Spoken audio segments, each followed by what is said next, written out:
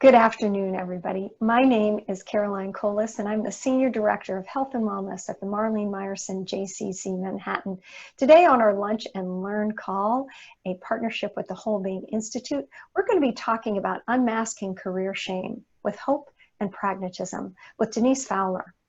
One mask we don't need to be wearing during these uncertain times is career shame. Whether we struggle with feeling like we are falling short every day at work, or have not fulfilled our professional expectations, or are not doing as well as others, we put on a mask to hide our career shame from the world. Career happiness coach Denise Fowler will share with us how we can take off this mask using practical steps based on the hope theory and positively shift internal perspectives about possibilities and strengths. Encourage expanded thinking to discover potential pathways and enrich our work experiences. Denise Fowler took a winding path to find her own career happiness. We were talking about that a little bit earlier, including living on less than $600 a month after college as an AmeriCorps Vista member, teaching environmental education in the woods of Montana with no electricity, and quitting her job at 30 to travel and volunteer in Asia. She found her professional happiness when she discovered her calling as a career development specialist, bringing a strength-based positive framework to inspire individuals for professional and life happiness. She has over 25 years of experience in nonprofit and higher education sectors and is currently the Director of Career Development and Alumni Services at George Washington University's Trachtenberg. Did I say that correctly? Close enough, yeah. Okay, School of Public Policy and Public Administration. She founded CareerHappinessCoaching.com, which offers coaching, training, and consulting for individuals and organizations, including the World Bank, Peace Corps, Center on Budget and Policy Priorities, and American Institute of Architects. A regular contributor to the Whole Being Institute's blog, she writes on the integration of positive psychology and career development.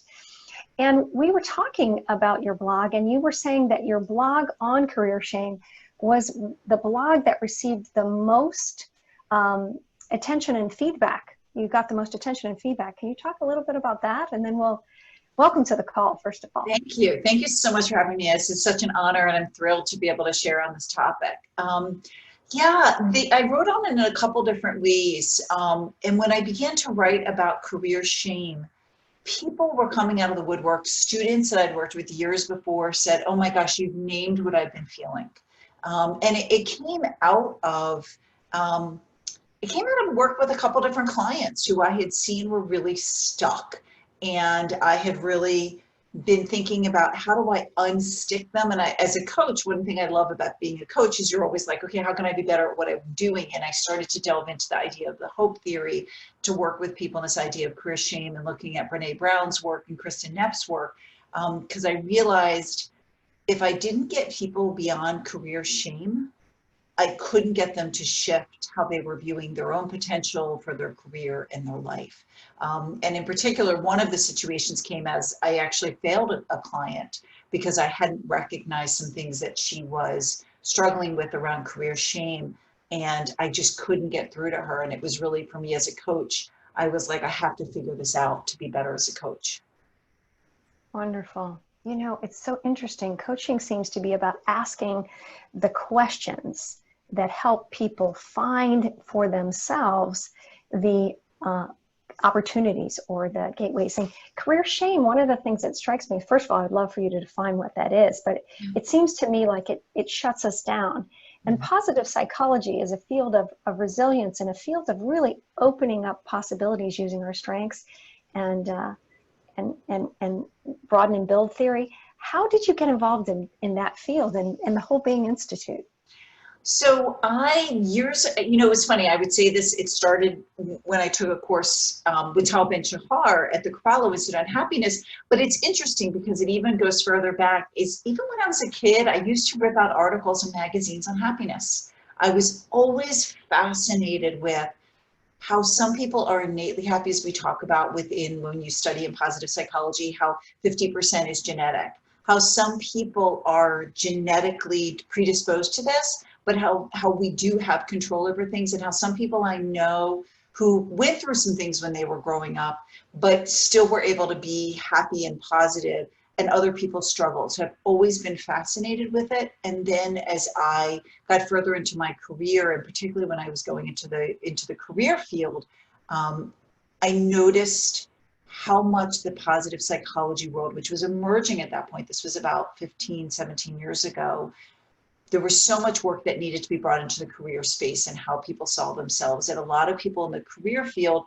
there's amazing theories and there's a lot of, career development theories, but for me, I felt like it needed this integration within the positive psychology space. And that's when I went and got I think I was in the second class at the Whole Being Institute in positive psychology. And I've also done the Flourishing Centers program too. So I've really been studying this for a long time. I'm certified in Gallup Strength Finders. So really trying to bring all of it in there because I felt like, for example, if you work with someone on how to go into network or how to write a resume, if you're not addressing how they see themselves and their strengths, if you're not addressing how they see their own potential, I feel like we're falling flat, we're falling short. Right. In terms of the mask concept, this idea of putting on a mask and not being authentic, it's falling short would be like, wait a second, what's under that mask? What is motivating you? Who are you? And do you know your strengths? It seems like the VIA Strengths Assessment and the Gallup organization is like, they work together almost, one more personal and the other more career oriented. Yeah. Can you give us a context of career and career shame? And then we'll go from.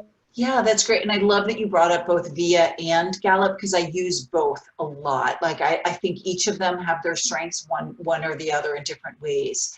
To me, career shame is this feeling as if I am not good enough, that there is something wrong with me. I am flawed. My life is flawed. Decisions I've made have been flawed.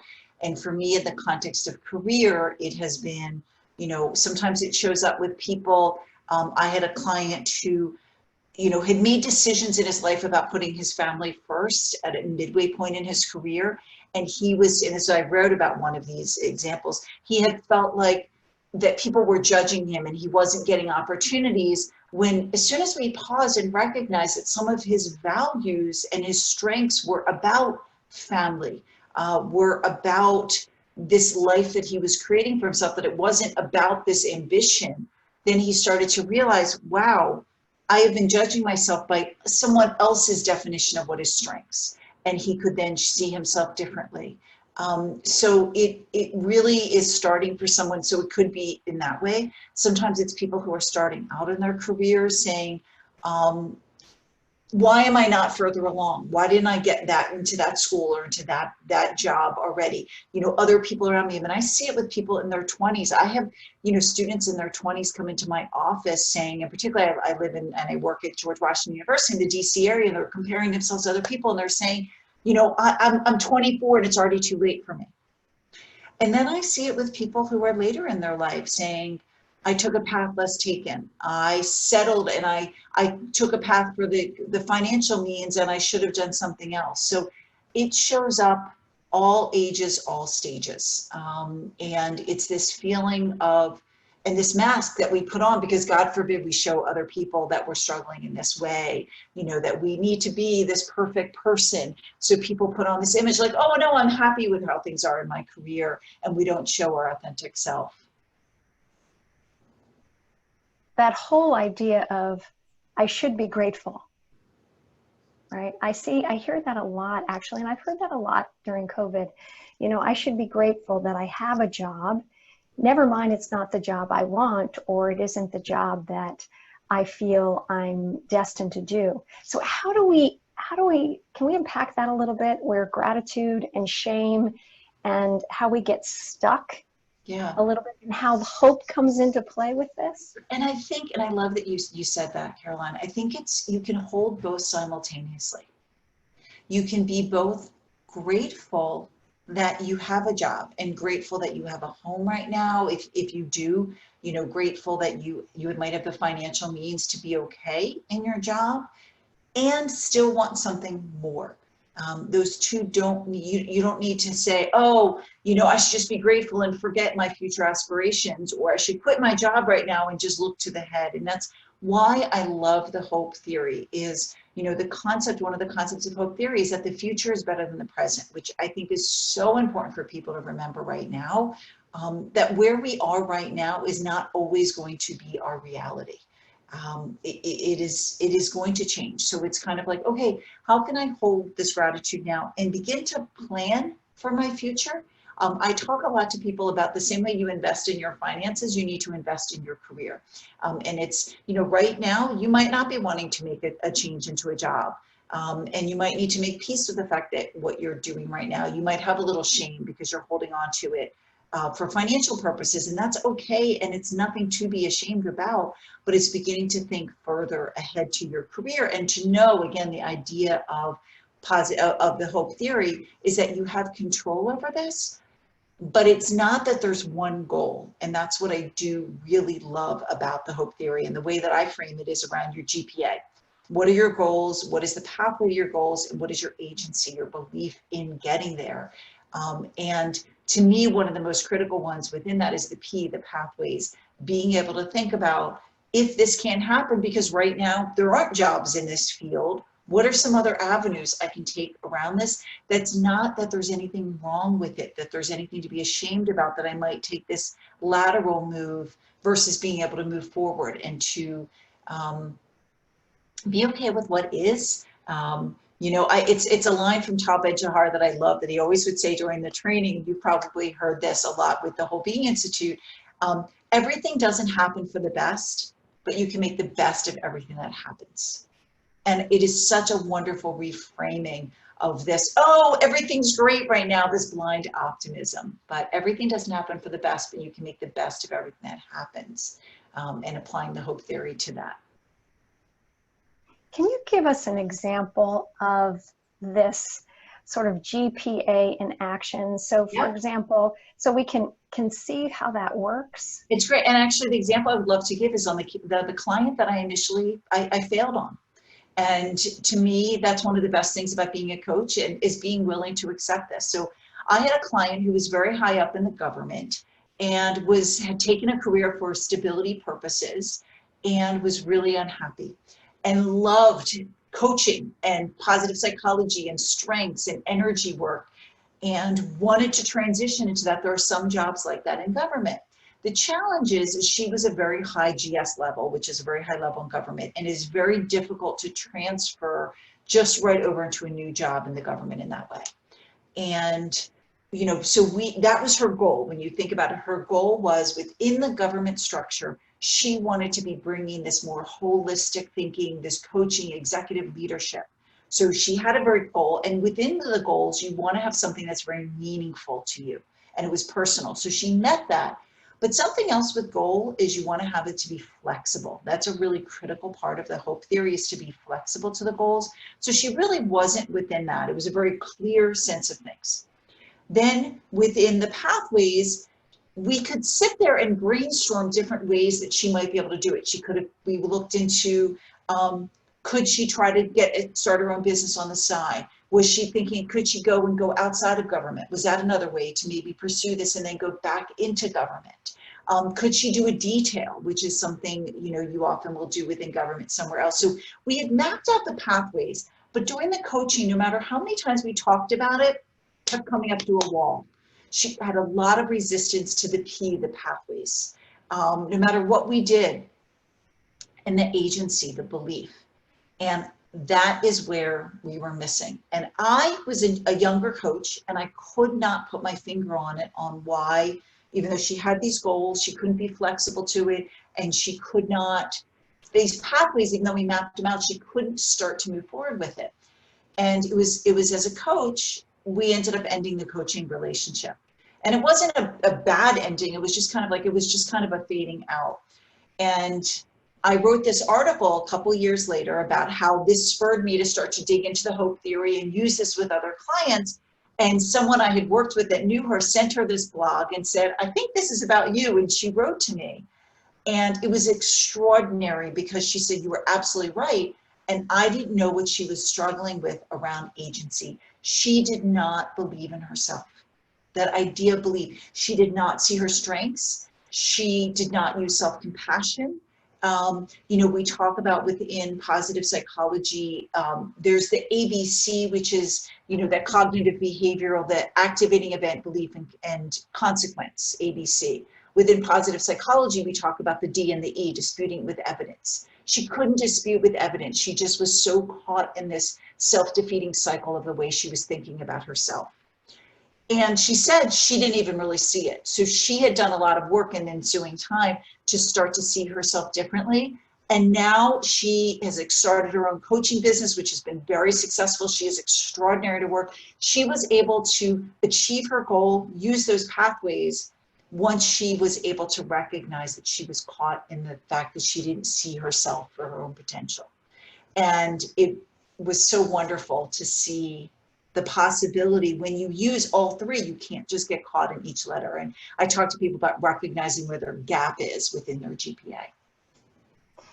Amazing. Amazing. And I'm sort of stuck a little bit on, like, what was the work that she had to do? I mean, if she didn't have agency, because maybe that's where some of us are stuck.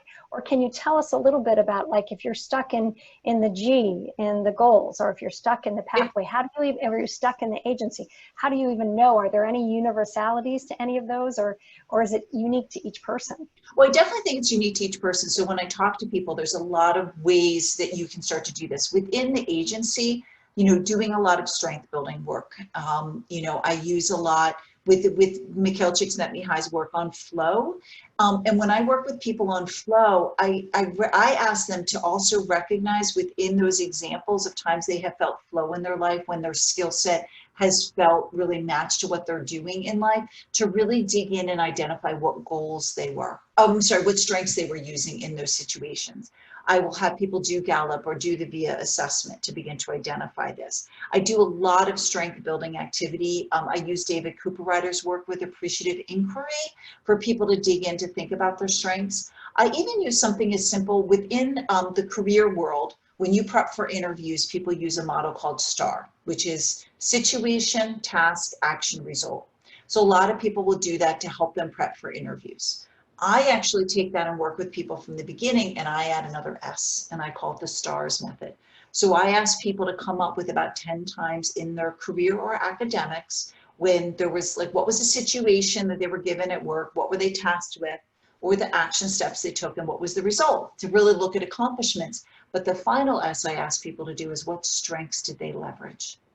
And people don't often take the time to look at what strengths, and when they do it from a situational point of view, I find that it helps them to come up with realistic strengths in that way, instead of just kind of like overall, oh, I'm a compassionate person, but rather in that situation, I leverage my ability to bring harmony to a workplace by doing this. And it helps people feel grounded with that.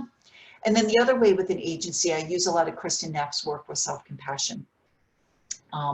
Her work, I think a lot of times people feel like self-compassion is frou-frou-y work, and it's really light. And her research, she has research on people that have PTSD, and that when you use self-compassion, how much more likely you are to not have the impact of PTSD.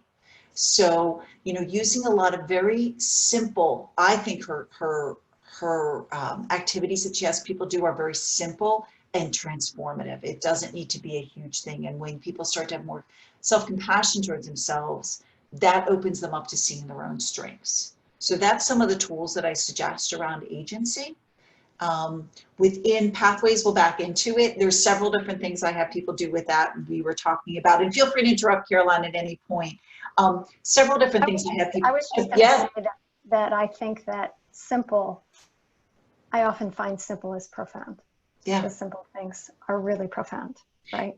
When you learn as a coach, they say if you're working too hard, it's not working. It's the simple questions that I find as a coach. I mean, I find really as a coach and in all this work, so much of what I do is I just turn the mirror just slightly for somebody to see themselves differently. That's all it is. It's not always the really big things. And I think it's important for people to know that and to hear that with what they're struggling with. Sometimes the shifts that they need to do are really micro shifts and open up vast possibilities. It doesn't need to be this big thing. I mean, I think about when ships are on the ocean, they say that to change direction is always through micro shifts. And as we're thinking about You know, New York City is opening up. I know that gyms are opening up. The JCC is preparing to open our nursery school. It's what you're saying is really relevant, Yeah. right? So that how do we do that? And I'm thinking for the listeners on the call too, it's like as they're listening to and applying some of this to themselves, how do you what are your goals? What are your pathways? What are your agencies? And how you can use some of these things as we start to just venture out Yeah. more.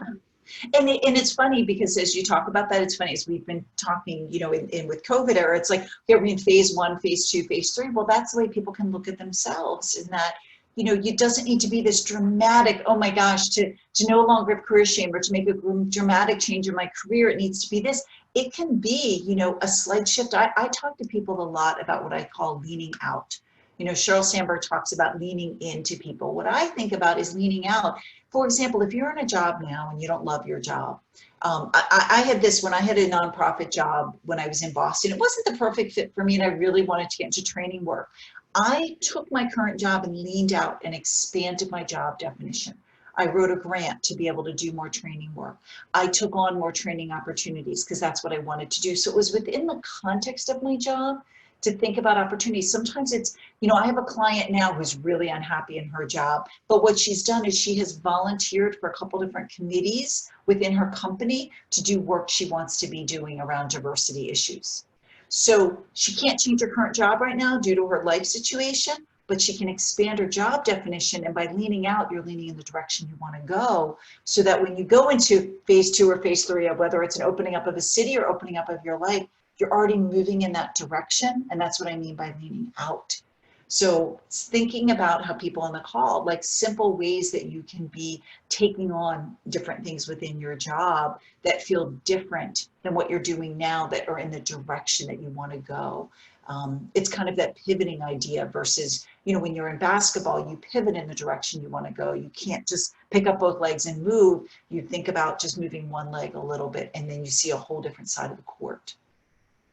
It seems to me like your addition of your S to the STAR model is really about that, right? It's really about identifying the ways that there might be possible pivoting. It's the brain can forget. We can forget our strengths, right? Yep. And so by taking that last S and saying, okay, what are the examples of successes that you've had or situations in which you have successfully maneuvered in your career, and then what were the strengths you used? It's almost reminding ourselves. It's almost working against that negativity bias, isn't it?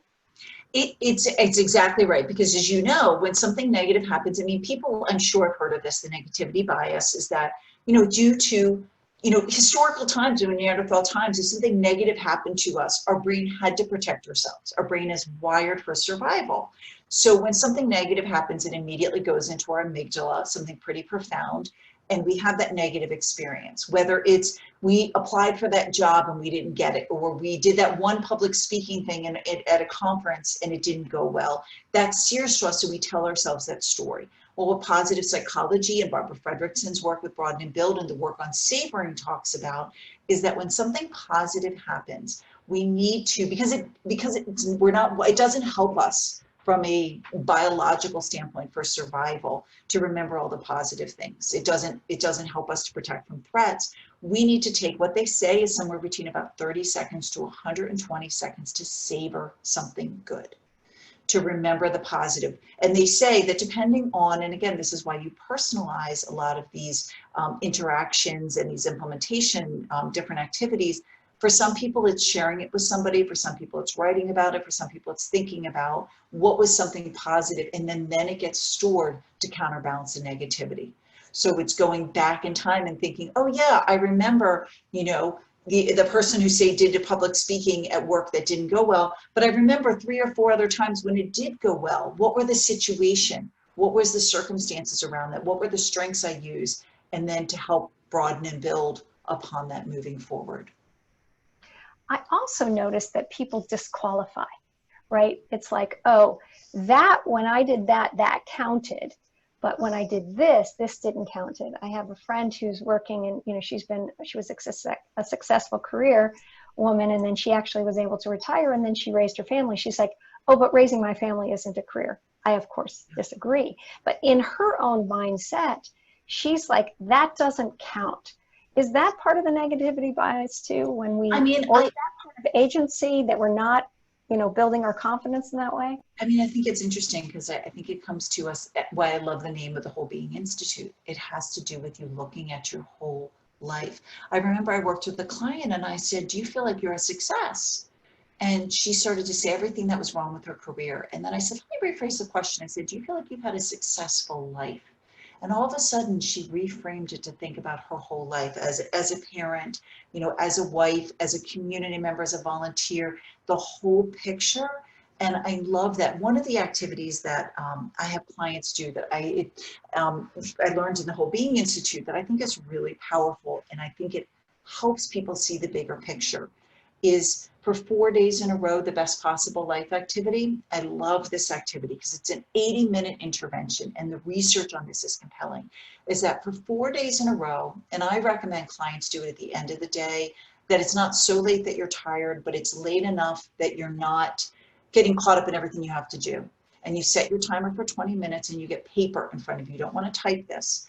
And you imagine, what I tell people to do is imagine, whether it's, if you're young, you maybe imagine your mid-career, if you're older, maybe it's later in life, and that for 4 days in a row, a different person sits next to you and says to you, Caroline, I heard that everything came true in your life. Can you tell me what happened? And the most important thing with this activity is that you say, what did you do to make it happen? And you write about what you did to make this happen.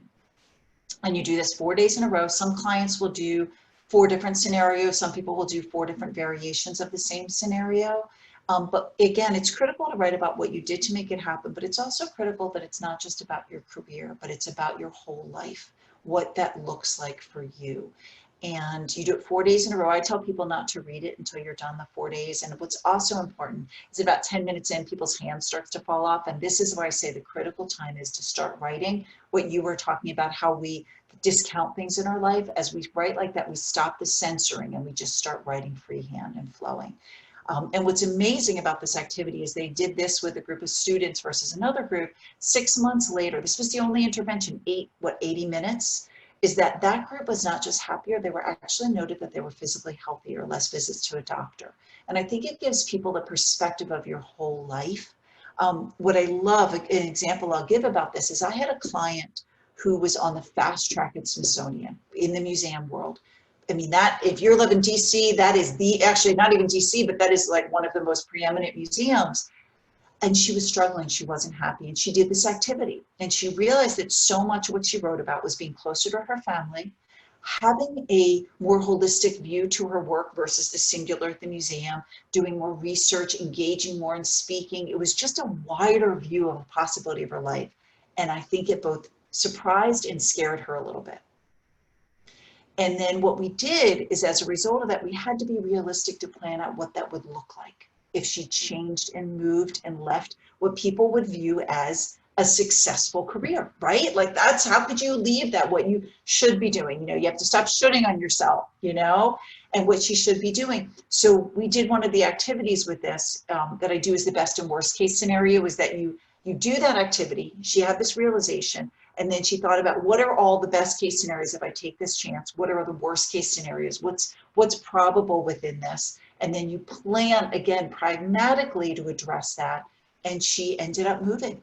And it wasn't an easy move. Some people probably would question things. Her life has been probably challenging in other ways and richer and more enhancing in different ways, because she ended up not discounting, like you said, how important other parts of her life were. Beautiful. And you bring up fear, which is a part of the hope theory, right? Yeah. Hope is the only emotion where fear is present. So that seems to me like a really important aspect of career and career transitions. And is that what also led you into the hope theory? And can you unpack that for us a little bit? Yeah, I mean, I feel like fear, first of all, I just like people to always name it, and to get things out, that activity, the best and the worst case scenario. I worked with another client who's super successful in communications in nonprofit world, and she actually wanted to be an accountant. And it was so funny. She just always loved that work. She loved the flexibility and the life would have. So we did the best and worst case scenarios. And one of her worst case scenarios, I said, list every possible thing in your mind. She's like, I still remember she said that. She goes, I'm going to end up living in my parents' basement. And this was a really successful woman. But it was so funny because as soon as she could name, some of the fears that she named were funny and we brought humor to it. We were like, okay, that's real. That's a real fear. And then when we did, okay, 0 to 100%, how realistic is that? So many of the fears that she said, just by naming it, dispelled the energy. Then some of the fears on the worst case scenario were actually valid. From 0 to 100%, how likely it would be. Could she make a career of it? There was some validity to this. So the ones of the fears that were valid, we were able to be like, okay, let's plan practically for this. And I'll talk a second about the implementation intentions we used to plan for her for this. So we were able to unpack kind of the ones that were just crazy ideas that really were not going to happen to the ones that were real. And that's within the hope theory, the idea of pathways and the idea of Gabrielle Oettinger's work around, rethinking positive thinking, about her WHOOP theory of planning, which is, what is your wishing for? What are your obstacles? What would the outcome be? What are the obstacles in planning for this? Is that when you start to name those fears and recognize the ones that you have to actually work with, you want to use that idea of pathways and say, okay, if this happens, how do I work through this? Because I think it takes the energy away from the fears when you start to do that. Using her husband's work, Peter Goldwitzer's work on implementation intentions, the if-then, if this fear pops up, if I start to think about this career change and if I'm not seeing any jobs, then I will do this. You start to plan in advance because your brain likes that congruence. Again, it doesn't discount the fear. It allows you to name it, put it out there, but it allows you to plan for it instead of letting it overcome you. It's almost like we're giving the brain something to do instead of ruminate, right? It's like, our brains are amazing, right? And I often think of, they need harnessing, right? First of all, we learned in, not last week because we were off, but the week before, like your brain doesn't tell the truth all the time, right? And yeah. so, yeah. right. And then fake stories about yourself. Right. And then it's like, okay, wait a second. By looking at the pathways and by planning different things and looking at the worst case scenario and best case scenario, you're giving yourself and your brain something to do versus ruminating and worrying and having the anxiety around that. And we learned that anxiety is high. It's increasing. It's increasing in our kids and it's increasing in our culture. And you bring up something else when you talk about this that I just went through, we were sharing before. I gave birth to 2 twins 6 weeks ago. And I was just talking to several different people because, my twins were born early and right now that they're on these monitors for actually until this Friday, just for their heart and their respiration. And so, if anything happens, if when they're sleeping, it's going to be fine. So it's not gone off and it's going to be fine, but we're going to be unplugging it on Friday. And the pulmonary doctors made they're fine. I was talking to several friends with kids and I said, how do you not live in fear that your child something's going to happen to them without this? And I'm like, oh my gosh, I'm so afraid I'm never going to go to sleep anymore because I'm just going to have my hand on the baby, both of the baby girls, all night long. Are they breathing? And I was talking to people and my sister and another friend who have children that are older, and they said, and I love this, they said, it's never going to go away. That's part of being a mother. That's part of being a parent. That's part of the protection of your children. And if you're trying to fight something that's real like that, you're going to be driving yourself crazy. Because I was like, I need to be that laid back parent that doesn't worry about that. And they were like, no, you need to learn to be with it. And it reminds me, I love the poem by Rumi, The Guest House. And you need to invite the fears in. And so I've been doing that, like, oh, okay, hello, welcome fear. This is the fear that I have. And it takes the energy away because you're making friends with the fear. And so for me right now, I'm coping with that and the fear with being a new mother of 2 adorable little girls, 2 twins. But with careers, when people begin to think about that, you invite the fear in. I fear that if I have this promotion, I'm going to fail. People are going to find out that, the imposter syndrome, that I'm not good enough is this. And instead of fighting it, you welcome it and again, normalize it. The more you can talk to other people and find out that other people have had that fear, It's extraordinary. There was a study done that was around the hope theory that I love with college students, incoming college students, first generation, that had a lot of fears about their success. And they were seeing everybody else who was successful and comparing themselves and falling short, and they were struggling. And what this intervention had them do was they heard from third and fourth year students who also were first generation, who had also struggled, who normalized their fears and talked about how they were successful eventually. And this group heard these stories, realistic stories, not the big success stories that everybody touts up, but realistic stories. And they wrote about this, wrote about what they felt like. 2 years later, the group of students, higher GPAs, lower attrition rate from college. From hearing realistic stories of other people who had the same fears as theirs, and that they had pathways, remember going back to that idea of pathways, that were realistic that they could aspire to. And it was extraordinary. The intervention, they said, was only about 30 minutes, and it increased those number of students staying in school and doing well. Well, first of all, congratulations on being a new mama. Yeah. That's just so My amazing. husband is keeping them quiet in the other room. We fed them before. Yeah, that's so amazing and wonderful. And it strikes me what you're talking about in positive psychology too, is that this is not happyology. This is really, by inviting the fear in, this is like looking at reality and then using that wonderful word and, right? Yeah. And then also taking into consideration the future, the possibility, right? And really integrating that beautifully. It also strikes me as how much like Ferraris we are, our brains are. It's like just this, in that study, just this mention of different pathways. It's like the neuroplasticity of the brain went, oh, and attached onto that. And then 2 years later, all of these students were much more successful. So I think that is also hopeful, right? That we and can. Hope is situational. Like there was research done in Holland, I think it was, or I can't remember exactly where it was, but there was research that was done that said even hope, because a lot of times people don't think that they're hopeful people, that you can hope does not need to be a disposition, that like you're either hopeful or not hopeful, but the same way you're talking about with the study where you just kind of spark someone's brain and it opens possibilities. Just by talking to people about hope and the possibilities of hope and people discussing it, then you actually can instill more hopefulness in their planning for their future. Wow, that's amazing. It is so, really, yeah. Yeah, so I want to go back and I want to talk a little bit more about, GPA and a little bit about more hope theory, just to make sure that we get everything that you wanted to cover in. Yeah, actually, what I would love to talk about that I think when I was preparing for this under the goals that I think is really important. And I don't think it gets enough acclaim. And unfortunately, the person who talked a lot about this, Shane Lopez, I think his book is Making Hope Happen, which I love. His book passed away a couple of years ago at an untimely young death. He writes about something called re-goaling under the goal theory. And I loved this particularly now under COVID. And I love his quote. He says, re-goaling is where hope meets courage. And re-goaling came out of a lot of work was originally done with parents who ended up having children who had some physical issues and a lot of health issues, and they used it. And I don't think it's been used enough more broadly, this idea of this.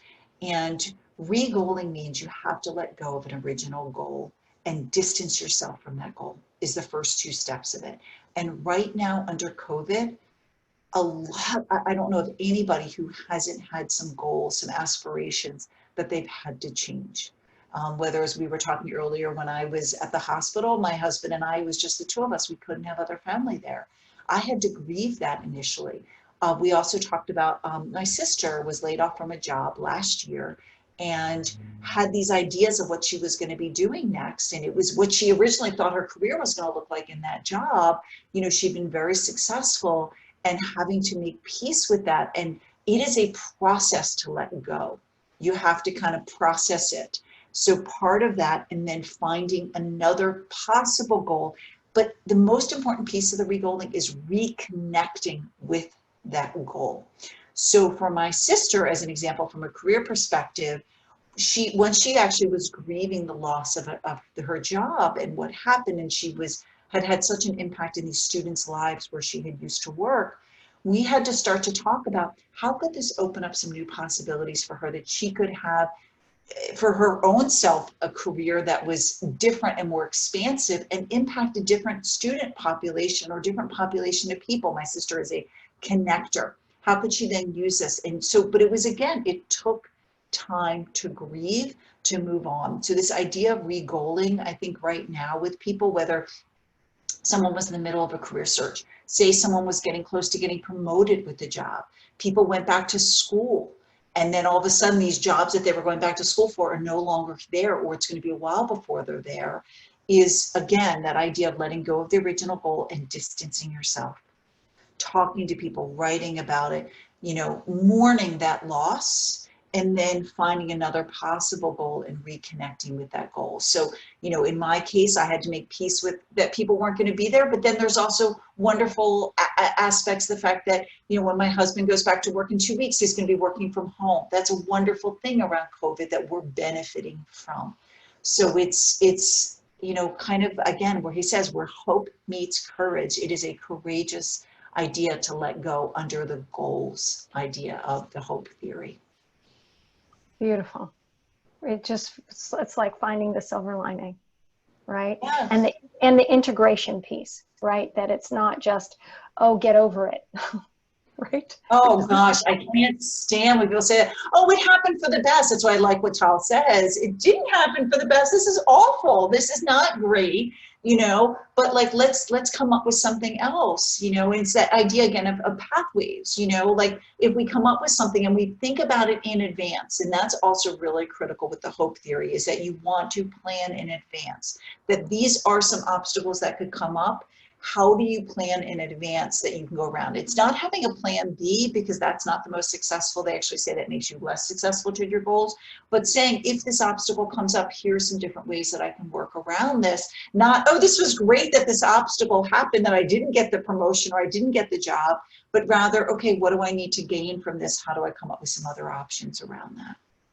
Talk about that a little bit more, because people really often say, I didn't have a plan B, or I should have a plan B, but you're actually saying that that's not the way to do it. Yeah, because they say you want to have this goal, whether it's I want to get a new job, and that's a larger goal. This is what I call that the larger investment in your career, the career capital, you're investing in that. So you can have this as a larger goal, but you want to it's the same way when I train a lot on this investment. You don't just say, oh, I want to save for retirement, I'm going to put all my money in this one savings account. No, you diversify your investments, so that if one investment comes up and it doesn't work, you have options around you. So, whether it's you diversify your skill sets, whether it's you diversify your network. Carol and I were talking about this earlier, that there was a study that was done that said over 50% of career success comes from having an open network, being connected to a larger number of people. And under COVID, people are like, well, I can't connect with people. And I'm like, this is a great time to connect with people. People are at home, they're so interested in building their networks and talking to people and learning. So you can have that larger goals. You don't need to constantly, sometimes you might need to change that goal. And as we talked about the re-goaling, but it's the pathways to the goal. You need to think about, okay, let me think about the multiple different ways I can go to get there. So if there is an obstacle, I've anticipated this. And this is what Gabrielle Oettinger's work and Peter Gollitzer is they say, because your brain likes congruence. And the reason your brain likes congruence is your brain is incredibly efficient. It wants to minimize energy. So if you plan in advance for this idea of this challenge might come up and you've already anticipated it, you're more likely to kind of circumvent and go around to a new pathway. If you don't, you're going to end up coming up against a barrier, and a lot of times people will quit. And then that leads us to agency, which I think what you're talking about is not being rigid. And am I hearing you right, that if you experience some rigidity or lack of flexibility, that it might actually be agency that you need to look at? Maybe it's confidence, maybe it's belief in oneself, or am I onto something or no? Yeah, you are. And it's funny, the reason I was going to laugh is that it also sometimes, like when I take the strength finders, like adaptability is one of my lowest strengths. I don't do well with that. Like when something comes up, Like, it is really hard for me. My sister was just talking about, she is one of those people that, you know, she loves having lots of things come out at her all the time. She adapts really well. So what you're saying, Caroline, I want to explain to people, it doesn't mean that you have to be somebody who constantly is able to adapt and be flexible. It might be harder for you, but what you want to do is have plans in place to help you when that happens. Kristen Neff's work on self-compassion, again, going back to, when you have those things come up and say you don't respond as well, is being kind to yourself and saying, okay, I didn't get that job. Let me be kind to myself. This doesn't mean that I am a failure. It means I didn't get this one situation. You know, the questions that I often have clients ask themselves is, you know, is this story I'm telling myself true? Is this really true? What else could be true? You know, maybe I didn't get this job or I didn't get this promotion, that it's nothing to do with my strengths. It had to do with something totally outside of myself. And it's taking that pause, you know, as, oh gosh, I'm drawing a blank on the person's name that has the quote about between stimulus and response. You know, there's a chance to respond versus react. The person who wrote, Viktor Frankl's quote on that. And I love that quote because sometimes our ability to be able to get back in touch with our strengths requires us, instead of just reacting and saying, I'm a failure, something's wrong with me, I don't have enough strengths, I'm not good enough. And the imposter syndrome is to pause and respond and say, is this really true, the story I'm telling myself? You know, what else could possibly be true? And really recognizing that. And a quick story I'm going to tell about this. This is a pretty personal story that I think to me really epitomizes this, why, you know, you talked about how your brain tells these false stories. When I was like in second or third grade, our teacher, we were doing a play in school, and our teacher asked me to be the assistant director and didn't give me a part in the play. For about 20 years, I told myself, you know, my little young self, it was because I wasn't that cute little kid. And I wasn't cute enough to be on stage. It was the story I told myself for 20 years, you know, and you tell yourself the story. So anything else, your brain likes that congruence. It will continue to tell yourself that story. So anything else that came up in those 20 years, I believe to be true. And then in my late 20s, someone said to me, you know, Denise, you talked about when you were really young, you were a very mature, responsible, like, kid. Do you ever think that, like, teachers didn't have teachers' aides at that point, that the teacher just needed someone to help her with, like, all the props and everything else because she didn't have anyone else in the classroom? You were a pretty mature kid. Never even thought about that possibility. I completely minimized my agency, my belief in myself from that age, and continued to tell that story.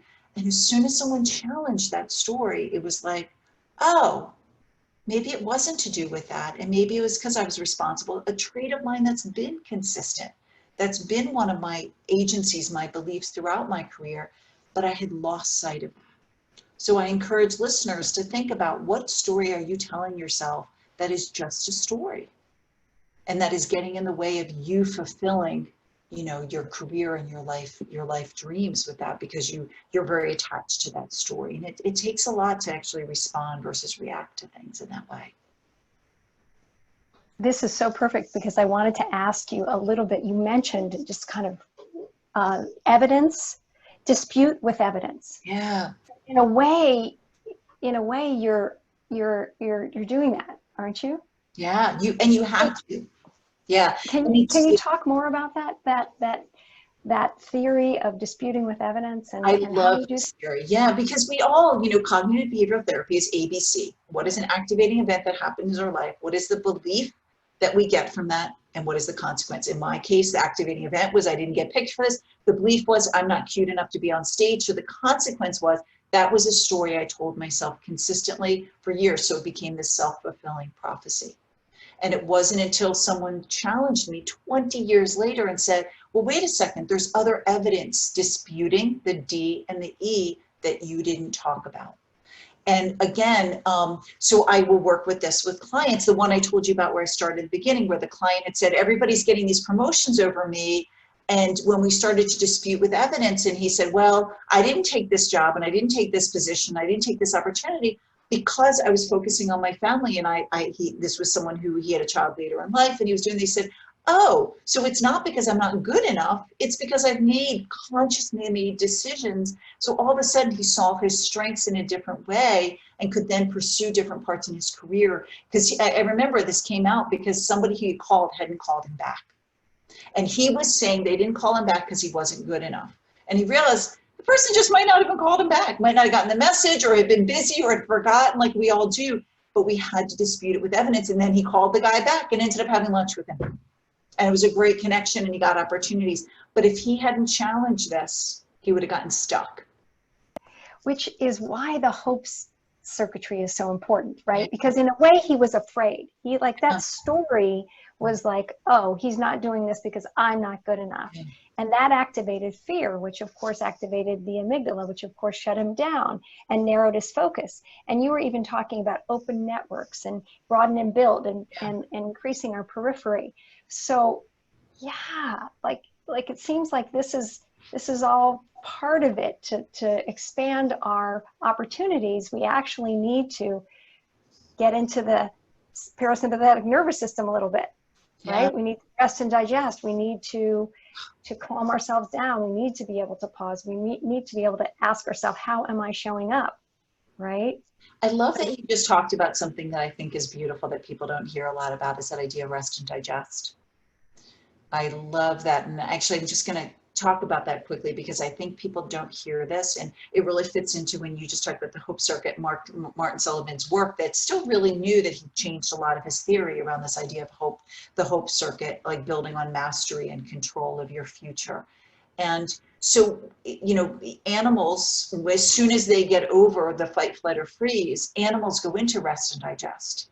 They have to, their bodies have to recover immediately. And I love that you brought this up because I think as humans, because we have this lovely, you know, neocortex, this thinking brain, we don't go into rest and digest mode. And I think particularly under COVID, between COVID and everything else that's happened in 2020, we are living in a constant state of fight or flight or freeze. And we are not going into that rest and digest. And we have to get into that rest and digest mode in order to process and to take the time to go through the hope theory, to take the time to think about, how do I have control over my future? How do I build that hope circuit?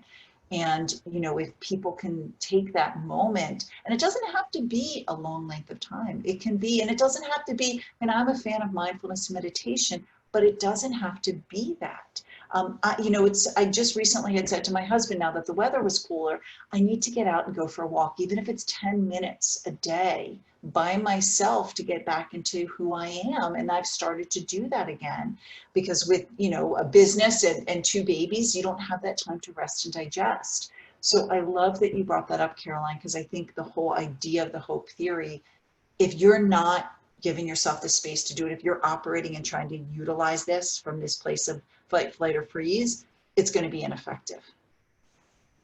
Absolutely. And then just sort of lay out the hope theory for us. So well, there's the four concepts of the hope theory. One is that the future will be better than the present is number one that they say. And again, pausing and remembering right now under this world that the future will be better than the present, that things will have an opportunity to change. 2, that you have the power to make it so, that this is within your control, that this is within your agency to make it so, that there are many pathways to this and that none of them is free of obstacles. So it's like when you have those 4, you know, that the future is better, I have the ability to make it so, there are many pathways, and that none of them are free with obstacles, then you begin to apply this idea of the GPA. What are your goals that are flexible, meaningful? How can you make them that are personal? What are the pathways? How do you plan for these different pathways? How do you dispute some evidence that you have around this? How do you use implementation intentions to go those pathways? And what is your agency? How do you increase your belief in yourself around that? Gorgeous. Wow. I wonder if anybody has any questions. If you do, please put them in the chat. I just feel like positive psychology and realistically looking at what we have in front of us, right? And that there's no pathway that isn't going to have obstacles. Even that is profound to know, because then there isn't then we're managing expectations, aren't we? Because I hear from people a lot that, but there's a challenge here, so there must be something wrong. When it's actually the opposite. We grow when we're challenged, don't we? We actually need challenges to build our confidence. Can you talk a little bit more about that? We know this. It's like that's where the growth happens. The growth, like none of us grow in those times where things are easy, you know. And you know, you look at things in nature that they need the difficult things. Like one of my favorite stories. I love this, and I actually went to visit this. I love this, and one of my favorite meditation teachers, Tara Brach, shared the story at one point. So if people remember the Biodome in Arizona, I went out to it when I was presenting at a conference a little while back, and I was like, I'm going to go to the Biodome. So the Biodome was built, I can't remember, in the 60s or 70s, and it was like this self-contained universe of all these different plants. Well, the trees were growing in the Biodome, and they had everything they needed in the Biodome, right? They had soil, they had sunlight, they had everything, right? So trees were growing, and then they kept falling over and falling over, and the scientists are like, okay, they have everything that they need. They had the insects, they had all the nutrients. And then they realized what was missing from the Biodome? Wind. Without the wind, the resistance, the trees, the roots of the trees were not getting strong enough to sustain the tree. So the tree could get to a certain height, kind of like a lot of us, we can get to a certain point in our life. But until we actually have that resistance, that's what makes the root stronger. That's what makes the trunk stronger. So then it can grow. Wow. So cool. Well, Denise, have you been asked about becoming a mom at this time and how that is actually a hopeful thing to do? And you know what I think is the most hopeful about it is not just the COVID, it's the idea, and I was thinking about this as we were talking today, about writing your own story. You know, I met the love of my life when I was 47. We, in the past 2 years, met, got married, bought a home, and just had 2 baby girls, you know, twins. And this idea of everybody has a different story, you know, it's so easy. Sure, people are like, oh, you know, they maybe met the love of their life or found their career, all that earlier on, that everybody has their own story. And I think that that is the most hopeful thing for me, is that, you know, I never gave up hope. And I remember I worked with a coach when I was struggling with, you know, so I'd always had, you know, the career was an easier part for me, but finding the love of my life was not. And a relationship coach I worked with, and she said the difference between people in her life who find love and people who don't is that the people who do never gave up hope. And I think that in all ways in our life, like we all have our own stories. Like my story is just different. I'm getting started being a mom at 49. Other people are at a different stage in their life, and now they're starting and building their career. And that, to remember that you get to write your own story. It's one of, from the end of the Muppet movie, I love that the Kermit says that, like, keep believing, keep pretending, write your own story, write your own ending. And that's, I think, the most hopeful we all need to be right now during these times, is that this story ended up being different right now under 2020, under COVID. Your own life ended up being different, but it's your life and you get to keep writing. And maybe that is the wind in being human. Maybe what's the wind is that we really don't know what life is going to bring. We can't control that. We can't expect that. And that unexpected element is where we have the opportunity to grow and to deepen our roots. Yeah. Yeah. Denise, I can't thank you enough. Thank you. This was a gift. This was a real gift for me. So thank you to everybody who's on the call, and think about how you're going to write your own story. Yeah, becoming the author of our own lives and designing our own lives, and the whole being, right? The whole life, not just, as you said. I think it's wonderful that a career counselor is talking about the whole life and the integration of that versus just one element. It fits right in. On my website, it actually says, this isn't about the job you want, this isn't about the career you want, this is about the life you want. Beautiful. I want to remind everybody that on Thursday, Mega is back, and she is going to be discussing and dancing and moving, and so I want you to all come for that. I was just looking it up really quickly. I should have had that done, but I was just so engaged. The Ultimate Relationship, Our Body, with Mega Buttenheim, and she is going to be moving. And remember, you don't have to have anything to do. You can watch, you can listen, you can move in your own home. So please join us for that. And thank you, Phoebe, for monitoring the chat for us. Everyone, take good care of yourselves, and we'll see you next time. Thank you, Denise. Thank you. Take care.